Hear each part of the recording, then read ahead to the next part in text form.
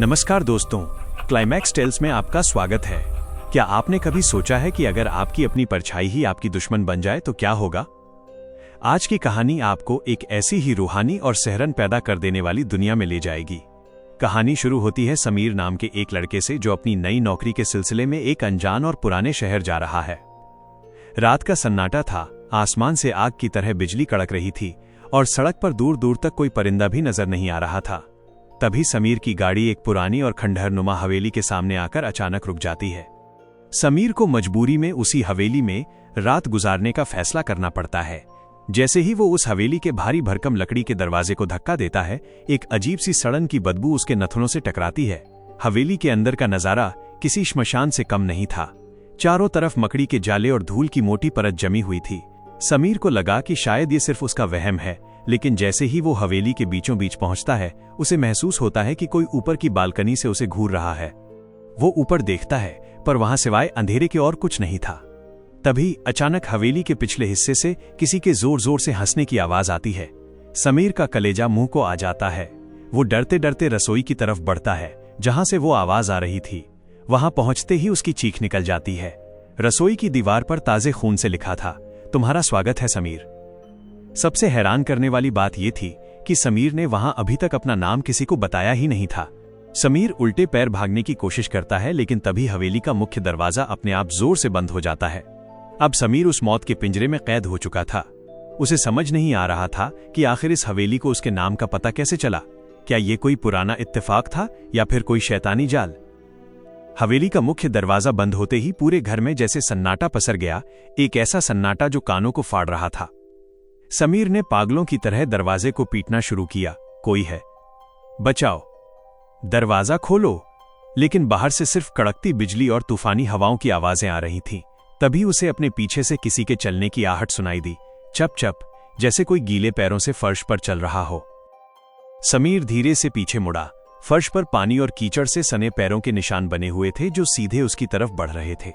पर सबसे डरावनी बात यह थी कि वहां कोई इंसान दिखाई नहीं दे रहा था, बस वो निशान अपने आप बनते जा रहे थे। समीर समझ गया कि यहां कोई ऐसी ताकत है जिसे देख पाना नामुमकिन है। वो जान बचाने के लिए ऊपर की मंजिल की ओर भागा। सीढ़ियां चढ़ते वक्त उसे ऐसा लगा जैसे सीढ़ियों की रेलिंग इंसानी हड्डियों की बनी हो। ऊपर पहुंचते ही उसे एक गलियारा दिखा, जिसके अंत में एक कमरे से धीमी रोशनी आ रही थी। वो अपनी सांसें रोककर उस कमरे के पास पहुंचा। अंदर एक बूढ़ी औरत पीठ घुमाकर बैठी थी और पुराने जमाने के चरखे पर कुछ काट रही थी। समीर को थोड़ी राहत महसूस हुई कि कम से कम कोई इंसान तो दिखा। उसने कांपती आवाज में पूछा, माजी, ये सब क्या हो रहा है? ये दरवाजा बंद क्यों हो गया?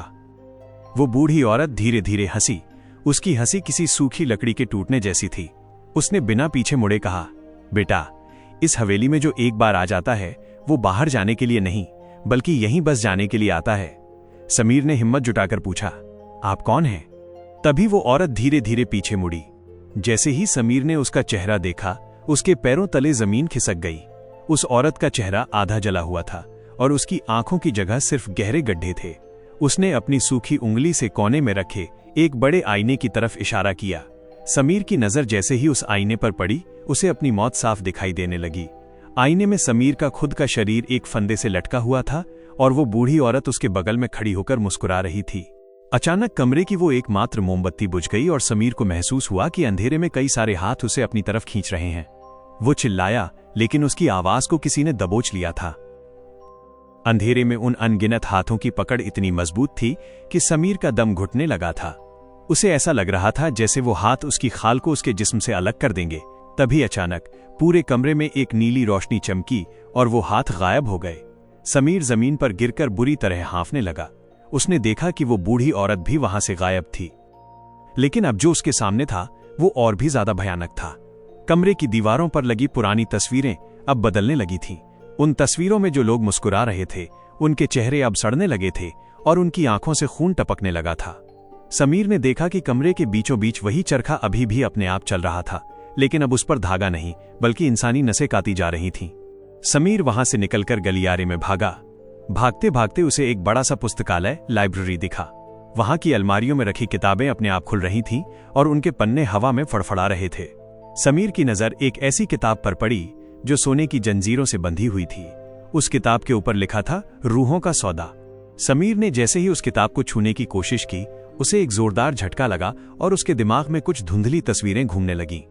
उसने देखा कि सालों पहले इस हवेली का मालिक अपनी मौत को टालने के लिए मासूम लोगों की बलि देता था। वो तांत्रिक कोई और नहीं बल्कि वही शख्स था जिसका चेहरा आज समीर के हमशक्ल जैसा दिख रहा था। वो तांत्रिक अपनी आत्मा को अमर करने के लिए दूसरों के शरीर चुराता था। तभी समीर को एहसास हुआ कि आज की रात कोई इत्तेफाक नहीं है, उसे यहां बुलाया गया है। उस तांत्रिक को अपनी रूह को नया घर देने के लिए समीर के जवान शरीर की जरूरत थी। अचानक पुस्तकालय की सारी मोमबत्तियां अपने आप जल उठीं और समीर ने देखा कि उसके सामने फर्श पर एक बड़ा सा घेरा बना हुआ है। उस घेरे के अंदर वही तांत्रिक खड़ा था जिसका चेहरा बिल्कुल समीर जैसा था। वो तांत्रिक समीर की तरफ देखकर बोला, सालों का इंतजार आज खत्म हुआ। तुम्हारी काया अब मेरी होगी और तुम्हारी रूह इस हवेली की दीवारों में हमेशा के लिए दफन हो जाएगी। समीर ने पीछे मुड़कर देखा तो वहां वही बूढ़ी औरत खड़ी थी जिसके हाथ में एक लंबी और नुकीली खंजर थी। समीर अब चारों तरफ से घिर चुका था। एक तरफ वो शैतानी हमशक्ल और दूसरी तरफ वो मौत की दासी। तभी हवेली की छत से खून की बारिश होने लगी और पूरी फर्श लाल रंग से भर गई। समीर को समझ नहीं आ रहा था कि वो इस मायाजाल से कैसे बचे। समीर का शरीर सुन्न पड़ चुका था, उसके चारों तरफ खून की बारिश हो रही थी और वो तांत्रिक अपनी भयानक हंसी से हवेली की दीवारों को कपा रहा था। समीर ने देखा कि फर्श पर बना वो शैतानी घेरा अब चमकने लगा है। तांत्रिक ने मंत्र पढ़ना शुरू कर दिया। जैसे जैसे वो मंत्र पढ़ रहा था, समीर को महसूस हुआ कि उसकी खुद की ताकत खत्म हो रही है और उसकी यादें धुंधली पड़ रही हैं।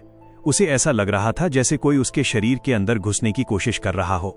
तभी उस बूढ़ी औरत ने खंजर हवा में लहराया और समीर की तरफ बढ़ी। समीर ने मरता क्या न करता वाली स्थिति में पास पड़ी एक भारी भरकम जलती हुई मशाल उठा ली। जैसे ही वो औरत पास आई, समीर ने मशाल की आग उसके चेहरे की तरफ कर दी। आग लगते ही वो औरत एक भयानक चीख के साथ धुएं में बदल गई। उसकी चीख इतनी तेज थी कि हवेली की खिड़कियों के कांच चकनाचूर हो गए। तांत्रिक का मंत्र बीच में ही टूट गया। उसने गुस्से में अपनी सफेद आंखें समीर पर गड़ाईं और चिल्लाया, तूने मेरी दासी को खत्म कर दिया, अब मैं तुझे और भी तड़पा कर मारूंगा। तांत्रिक ने हाथ हवा में हिलाया और पुस्तकालय की भारी अलमारियां अपने आप समीर की तरफ गिरने लगीं। समीर बड़ी मुश्किल से अपनी जान बचाकर वहां से भागा। भागते भागते वो हवेली के तहखाने बेसमेंट की सीढ़ियों तक पहुंच गया। वहां से उसे एक अजीब सी रोशनी दिखाई दे रही थी। उसे लगा कि शायद बाहर निकलने का यही एक रास्ता है। लेकिन जैसे ही वो तहखाने में उतरा, वहां का नजारा देखकर उसके होश उड़ गए। वहां सैकड़ों पिंजरे लटके हुए थे और हर पिंजरे में एक इंसान का कंकाल था। ये वो लोग थे जिन्हें तांत्रिक ने पिछले कई सालों में बलि चढ़ाया था। तहखाने के बीचों बीच एक बहुत बड़ा गड्ढा था जिसमें खौलता हुआ काला तरल पदार्थ लिक्विड भरा था। तांत्रिक अचानक उसके पीछे प्रकट हुआ और बोला, यही वो जगह है जहां तुम्हारी रूह को गलाकर मैं अमर हो जाऊंगा। समीर की नजर गड्ढे के पास रखे एक पुराने संदूक पर पड़ी। उस संदूक पर वही निशान बना था जो समीर के हाथ पर बचपन से एक जन्म निशान के रूप में मौजूद था। समीर को अचानक याद आया कि उसके दादाजी हमेशा एक पुरानी कहानी सुनाते थे कि उनके खानदान का एक पूर्वज बहुत बड़ा तांत्रिक था जिसने अपनी शक्ति का गलत इस्तेमाल किया था। समीर को समझ आया कि वो कोई अनजान शिकार नहीं है, बल्कि वो उसी तांत्रिक के खानदान का आखिरी चिराग है। तांत्रिक को अपनी शक्ति पूरी करने के लिए अपने ही खून की बलि चाहिए थी। समीर ने आव देखा न ताव उस संदूक को लात मारकर उस काले गड्ढे में गिरा दिया। संदूक के गिरते ही पूरी हवेली भूकंप की तरह हिलने लगी। तांत्रिक जोर से चिल्लाया, नहीं, ये तूने क्या किया? जैसे ही वो संदूक उस खौलते हुए काले गड्ढे में गिरा, पूरी हवेली किसी घायल जानवर की तरह कराहने लगी। दीवारों से खून की जगह अब काली राख झड़ने लगी थी। तांत्रिक का चेहरा गुस्से और डर से काला पड़ गया था। वह चिल्लाया, मूर्ख, उस संदूक में मेरी अमरता का कवच था, लेकिन तूने उसे नष्ट करके हम दोनों की मौत को दावत दे दी है। तांत्रिक की देह अब पिघलने लगी थी। उसका चेहरा कभी समीर जैसा दिखता तो कभी किसी सड़े हुए शव जैसा। उसने अपनी लंबी उंगलियां समीर की गर्दन की तरफ बढ़ाईं, लेकिन समीर अब डरने वाला नहीं था। उसे समझ आ गया था कि इस शैतान की शक्ति उसके डर से ही बढ़ती है। समीर ने अपनी आंखें बंद की और अपने मन में दृढ़ निश्चय किया कि वो इस डर को खुद पर हावी नहीं होने देगा। अचानक तहखाने के पिंजरों में बंद वो सैकड़ों कंकाल हिलने लगे। उन कंकालों की आंखों में एक नीली रोशनी जगी। ये उन मासूमों की रूहें थीं जिन्हें तांत्रिक ने सालों से कैद कर रखा था। संदूक के टूटते ही वो रूहें आजाद हो गई थीं। उन सब ने एक साथ मिलकर तांत्रिक को चारों तरफ से घेर लिया। तांत्रिक तड़पने लगा, उसकी चीखें ऐसी थीं जैसे हजारों शीशे एक साथ टूट रहे हों। वो रूहें तांत्रिक को खींचकर उसी काले गड्ढे की तरफ ले जाने लगी। तांत्रिक ने आखिरी बार समीर की तरफ हाथ फैलाया और कहा, अगर मैं जाऊंगा तो ये हवेली भी मेरे साथ ही दफन होगी। तभी पूरी हवेली की छत गिरने लगी। पत्थर और भारी लकड़ियां इधर उधर गिरने लगी। समीर को समझ आ गया कि अब यहां एक पल भी रुकना मौत को गले लगाना है। वो पागलों की तरह ऊपर की ओर भागा। सीढ़ियां टूट रही थीं, फर्श धंस रहा था। पीछे से तांत्रिक की आखिरी चीख सुनाई दी और फिर एक जोरदार धमाका हुआ। समीर मुख्य दरवाजे की तरफ पहुंचा, जो अब अपने आप खुल चुका था। वो पूरी ताकत लगाकर बाहर की तरफ कूदा। जैसे ही वो हवेली की दहलीज से बाहर गिरा, पीछे एक जोरदार गड़गड़ाहट हुई। समीर ने पलटकर देखा तो वो विशाल हवेली ताश के पत्तों की तरह ढह गई थी। कुछ ही पलों में वहां सिर्फ मलबे का ढेर और धुआं रह गया था। सुबह की पहली किरण आसमान में दिखाई देने लगी थी।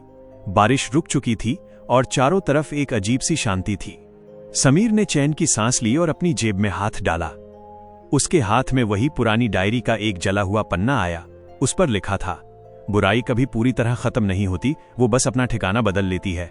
समीर के हाथ कांपने लगे जब उसने देखा कि उसके हाथ का वो जन्म निशान अब गायब हो चुका था, लेकिन उसकी परछाई अब भी फर्श पर एक शैतानी मुस्कान के साथ उसे देख रही थी। तो दोस्तों, ये थी साय का घर की वो खौफनाक दास्तान, जो शायद आज आपको सुकून से सोने नहीं देगी। लेकिन कहानी यहां खत्म नहीं हुई है। असली सवाल तो अब खड़ा होता है, क्या समीर सच में उस मनहूस हवेली से बच निकला है, या फिर वो शैतानी साया अब भी उसके अंदर कहीं जिंदा है? अब आप लोग मुझे नीचे कमेंट्स में बताओ, क्या आपने कभी अपने घर के किसी कोने में ऐसी कोई आहट महसूस की है? जिसका किस्सा सबसे ज्यादा डरावना होगा, उसका नाम मैं अगले वीडियो में जरूर लूंगा। अगर इस कहानी ने आपकी रूह कंपा दी है तो अभी के अभी क्लाइमैक्स टेल्स को सब्सक्राइब करो और वो घंटी वाला निशान दबा दो, ताकि अगला खौफनाक राज आप तक सबसे पहले पहुंचे। वीडियो को लाइक करना मत भूलना दोस्तों, क्योंकि आपका एक लाइक मुझे ऐसी ही और ढेर सारी कहानियां लाने के लिए हिम्मत देता है। मिलते हैं अगले वीडियो में। तब तक के लिए सावधान रहिए, क्योंकि कभी कभी जो दिखता है वो होता नहीं, और जो होता है वो दिखाई नहीं देता। शब्बा खैर।